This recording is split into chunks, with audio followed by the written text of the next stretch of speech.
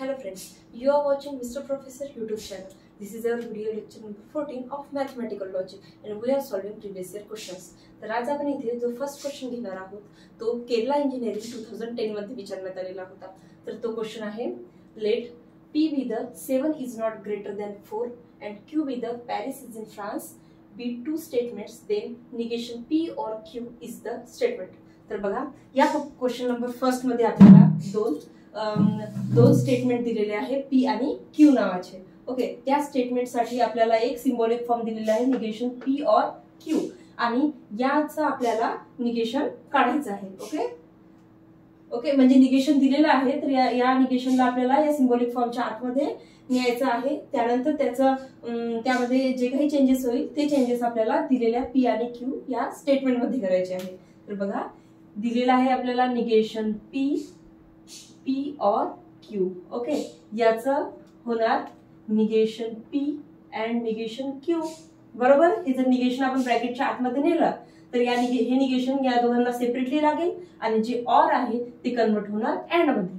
Okay पहा, आणि P आणि क्यू सुद्धा आपण लिहून घेऊ की आपल्याला पी आणि क्यू मध्ये कोणते स्टेटमेंट दिलेले आहे. तर बघा पी हे स्टेटमेंट आहे 7 is not greater than 4. Greater than 4 आणि क्यू दिलेला आहे आपल्याला Paris is in France. Paris is in France.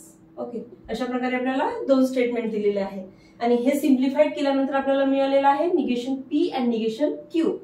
तर विचारलेलं आहे तर आपल्याला या दोन स्टेटमेंटला या सिंबॉलिक फॉर्म मध्ये कन्वर्ट करायचं आहे. पहा, तर निगेशन पी म्हणजे पी या स्टेटमेंटला आपल्याला आता निगेटिव्ह करावं लागेल. पण हे स्टेटमेंट ऑलरेडी निगेटिव्ह आहे म्हणून याला आपल्याला निगेशन लावायचं आहे. तर जो नॉट आहे तो काढून टाकावा लागणार. म्हणजे हे स्टेटमेंट होणार 7 इज ग्रेटर दॅन 4.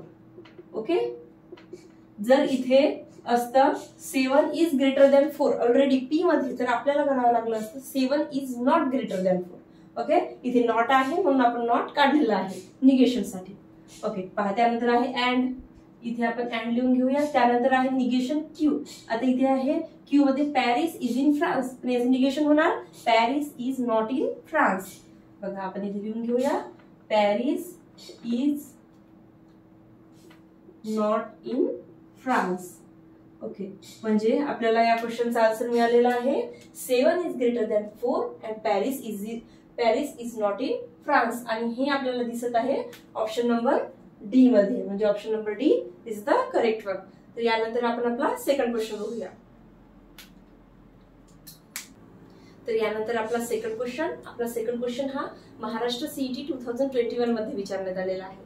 ओके, तर पहा आपला क्वेश्चन आहे the logical expression p and negation P or negation q is equivalent to what असं त्यांनी विचारलेलं आहे. ओके, तर सर्वात पहिले आधी जे लॉजिकल एक्सप्रेशन दिलेलं आहे ते आपण लिहून घेऊया.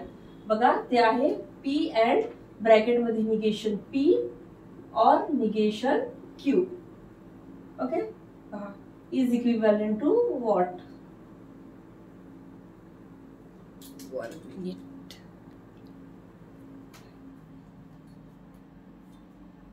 तर यानंतर आपला सेकंड क्वेश्चन हा महाराष्ट्र सीईटी 2021 मध्ये विचारण्यात आलेला होता. तर तो क्वेश्चन आहे the logical expression p and negation P or negation Q and Q is equivalent to what असं त्यांनी विचारलेलं आहे. तर या क्वेश्चन साठी सर्वात आधी जे लॉजिकल एक्सप्रेशन दिलेलं आहे ते आपण लिहून घेऊया. तर ते आहे P and negation P or negation Q and Q is equivalent to what असं विचारलेलं आहे. ओके बघा इथे आपल्याला या ब्रॅकेटवर फोकस करा फक्त. पहा या ब्रॅकेटमध्ये आपल्याला निगेशन पी आणि निगेशन क्यू म्हणजे निगेशन इथे कॉमन दिसत आहे ते आपण काढू शकतो कॉमन. म्हणजे याला आपण अशा प्रकारे लिहू शकतो निगेशन कॉमन काढल्यानंतर पी अँड क्यू. ओके पहा निगेशन कॉमन काढल्यानंतर ऑरचे इथे अँड होणार म्हणून आपण इथे अँड लिहिलेला आहे. ओके पहा आणखी इथे बघा तुम्हाला पी च्या समोर अँड दिसत आहे आणि क्यू च्या आधी अँड दिसत आहे म्हणजे हे आपण अशा प्रकारे लिहू शकतो P and Q and negation P and Q. Okay, पहा अशा प्रकारे इज इक्वल टू, आता इथे तुम्हाला P अँड Q इथे कॉमन दिसत आहे. इथे कॉमन दिसत आहे. आपल्याला एक गोष्ट माहित आहे, जेव्हा म्हणजे या P अँड Q ला जर आपण सपोज P लिहिला अँड निगेशन P लिहिलं, तर इथे तुम्हाला काहीतरी आठवत असेल की बा जेव्हा T अँड T असेल तेव्हाच T येणार, अदरवाइज इट इज F. आता पहा हे ब्रॅकेट मध्ये घेऊन घेऊया. आता या स्टेप वरून तुम्ही या स्टेप कडे बघा. P अँड Q इथे आपल्याला कॉमन दिसत आहे. ओके, पहा आणि इथे निगेशन आहे, म्हणजे हे आपण यावर अप्लाय करू शकतो. इथे अँड सिम्बॉल आहे आणि निगेशन आहे, म्हणजे टी असतं तेव्हाच टी येणार, अदरवाइज इट इज एफ. म्हणजे इथे आपल्याला लिहावं लागणार एफ. बाय कॉम्प्लिमेंट लॉने लिहित आहोत आपण हे. ओके, तर आपल्याला आन्सर मध्ये मिळालेला आहे एफ म्हणजे कॉन्ट्रडिक्शन, आणि आपल्याला एफ दिसत आहे ऑप्शन नंबर सी मध्ये, म्हणजे option number C is the correct one. यानंतर आपण आपला लास्ट क्वेश्चन बघूया. तर यानंतर आपला लास्ट क्वेश्चन म्हणजे क्वेश्चन नंबर 3. क्वेश्चन नंबर 3 हा महाराष्ट्र सीईटी 2022 मध्ये विचारण्यात आलेला होता. तर तो क्वेश्चन आहे, which of the following statement pattern is a contradiction. Okay, कॉन्ट्रडिक्शनचा अर्थ आपल्याला माहित आहे. कॉन्ट्रडिक्शन म्हणजे फॉल्सी स्टेटमेंट. ओके, म्हणजे हे इथे बघा आपल्याला इथे 4 ऑप्शन दिलेले आहे. या 4 ऑप्शन मध्ये S1, S2 आणि S4 दिलेले आहे, आणि त्यासमोर एक सिम्बॉलिक फॉर्म मध्ये स्टेटमेंट दिलेलं आहे. तर हे स्टेटमेंट आपल्याला या 4 स्टेटमेंट मधलं कोणतं स्टेटमेंट हे कॉन्ट्रडिक्शन आहे म्हणजेच फॉल्स आहे हे आपल्याला इथे फाइंड आउट करायचं आहे. तर ते आपल्याला फाइंड आउट करण्यासाठी ट्रूथ टेबलची हेल्प घ्यावी लागेल. ओके, तर ट्रूथ टेबल आपल्याला माहित आहे कशा प्रकारे काढायचा असतो. बघा इथे आपल्याला P दिसत आहे, Q दिसत आहे, त्याचबरोबर निगेशन P आणि निगेशन Q दिसत आहे. म्हणजे ट्रूथ टेबलनी हे आपल्याला सॉल्व्ह करण्यासाठी आपल्याला काढावं लागेल P Q, बघत थांबा, P Q निगेशन P आणि निगेशन Q या 4ही गोष्टीची आपल्याला इथे गरज असणार. ओके, आणि या 4ही गोष्टी काढल्यानंतर आपण यातला प्रत्येक ऑप्शन चेक करून बघूया ट्रूथ टेबलनी. त्यावरून आपल्याला कळेल की कोणतं स्टेटमेंट, कोणता सिम्बॉलिक फॉर्म हा कॉन्ट्रडिक्शन आहे. बघा आपल्याला माहित आहे ट्रूथ टेबल कसा काढावा लागतो. इथे आपण घेणार TT F आणि इथे येणार TF. ओके, त्यानंतर निगेशन P म्हणजे इथे येणार F TT.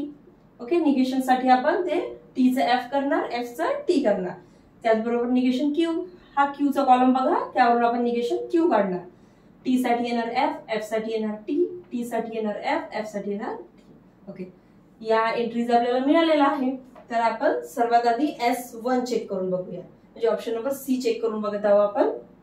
ओके, तर ते आहे बघा ऑप्शन नंबर S1 साठी, म्हणजे ऑप्शन नंबर सी साठी आपल्याला पाहिजे negation P or negation Q काढावं लागेल. ओके, त्यानंतर पाहिजे आपल्याला P or negation Q.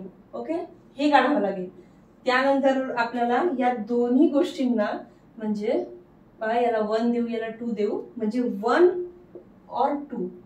Okay, हे असणार आपलं ऑप्शन नंबर सी. हे असणार ऑप्शन नंबर सी. त्यासाठी negation P or negation Q. आता और साठी आपल्याला माहित आहे F असणार तेव्हाच F येणार, अदरवाइज इट इज T. पहा मग आपल्याला F हे पहिल्या रो मध्ये दिसत आहे, म्हणजे इथे येणार F आणि बाकी सर्व ठिकाणी येणार T. ओके, त्याच प्रकारे आता हा कॉलम, ह्या कॉलम मध्ये आहे P और निगेशन Q. बघा या 2 कॉलम मध्ये आपल्याला कनेक्शन करायचं आहे आणि त्यासाठी सिंबल आहे ऑर चा. ओके, पहा या दोघांना ऑर मध्ये आपण आता सांगितलेलं आहे FF असणार तेव्हा F. आता इथे आपल्याला FF दिसत आहे रो नंबर 3 मध्ये. ओके, म्हणजे इथे येणार F आणि बाकी सर्व ठिकाणी येणार T. आता ऑप्शन नंबर सी मध्ये हा पहिला कॉलम आणि हा दुसऱ्या कॉलम मध्ये ऑर लावायचा आहे. ऑर मध्ये FF असणार तेव्हाच F. पहा तर इथे तर FF आपल्याला दिसतच नाहीये, म्हणजे या सर्वांच्या एंट्रीज येणार T. म्हणजे इथे आपल्याला मिळालेलं आहे टॉटोलॉजी, पण आपल्याला पाहिजे काय कॉन्ट्रडिक्शन, म्हणजे ऑप्शन नंबर सी याचा आन्सर येणार नाही. ओके, S1 काढला. त्याचप्रकारे आपण S2 चेक करून बघूया. पहा, हे आपण असंच ठेवूया, खाली काढूया S2. बघा, S2 साठी आपल्याला पाहिजे P इम्प्लाइज Q चा कॉलम आधी पाहिजे. Okay, P implies Q. बघा, त्यानंतर दिसत आहे आपल्याला दुसऱ्या याच्या ब्रॅकेटमध्ये P अँड निगेशन Q म्हणत आहे. P and negation Q. याला फर्स्ट आणि सेकंड कॉलम म्हटलं होतं आपण, याला थर्ड आणि फोर्थ कॉलम म्हणूया. आणि या दोघांच्या मध्ये, या दोन ब्रॅकेटच्या मध्ये आपल्याला सिम्बॉल दिसत आहे ऑरचा, म्हणजे आपल्याला इथे 3 or 4 काढायचा आहे. आणि हे असणार आपला ऑप्शन नंबर S2 काढत आहोत आपण, म्हणजे ऑप्शन नंबर बी आहे आपला. ओके, पहा आता P implies Q. P implies Q साठी आपल्याला रूल काय माहित आहे, जेव्हा T इम्प्लाइज F किंवा T कडून F असेल तेव्हाच F येणार, अदरवाइज इट इज T. पहा, P इम्प्लाइज Q म्हणजे T कडून F. T कडून F आपल्याला रो नंबर सेकंड मध्ये दिसत आहे. ओके, म्हणजे इथे येणार F सेकंड मध्ये आणि बाकी सर्व ठिकाणी येणार T. ओके, आता पहा P and negation Q. P and negation Q. P and negation Q. पहा, हे रिलेशन बघायचं आहे, पण त्याच्या मधात सिम्बॉल अँड आहे. जर ऑर असतं तर आपण कॉलम नंबर 2 यूज करू शकत असते, पण इथे अँड आहे म्हणून आपल्याला या दोन कॉलम मध्ये अँडचं सिम्बॉल यूज करून इथे एंट्रीज फिलअप करायचे आहे. तर बघा, अँड साठी काय आहे, जेव्हा T अँड T असेल तेव्हाच T, otherwise it is F. पहा बघ, आपल्याला T दिसत आहे आपल्याला रो नंबर 2 मध्ये, म्हणजे इथे येणार T आणि बाकी सर्व ठिकाणी येणार F. पहा बघ, ओके मिळाला.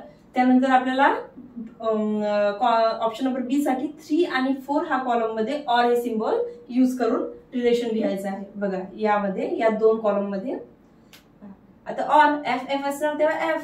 आता F तर कुठेच दिसत नाही आपल्याला इथे, जर तुम्ही ऑब्झर्व केलं तर, म्हणजे इथे येणार T. ओके, इथे सुद्धा आपल्याला टॉटोलॉजी मिळालेला आहे, म्हणजे ऑप्शन नंबर बी सुद्धा येणार नाही. आता बघा, S1 झाला, S2 झाला, आता S3 चेक करून बघूया. S3 साठी आपल्याला negation P and Q. Okay, हा कॉलम पाहिजे. या कॉलमला आपण कॉलम नंबर 5 देऊया. आणि त्यानंतर निगेशन Q साठी आपण काढलेला आहे आधीच, म्हणून आपण इथे डायरेक्ट ऑप्शन नंबर डी चं काढूया. आणि ऑप्शन नंबर डी साठी आपल्याला बघा, म्हणजे हा जो आपण कॉलम काढणार आहे column number 5 and negation Q यांचं रिलेशन काढायचं आहे. पहा मग, निगेशन P अँड Q म्हणजे निगेशन P आणि Q म्हणजे याचं रिलेशन आपल्याला जोडायचं आहे. ते कशाने, अँडनी. अँड मध्ये TT असेल तेव्हा T. ओके, TT असेल तेव्हा T, निगेशन P आणि Q. आता TT दिसत आहे आपल्याला रो नंबर 3 मध्ये. ओके, म्हणजे इथे येणार T आणि बाकी सर्व ठिकाणी येणार F.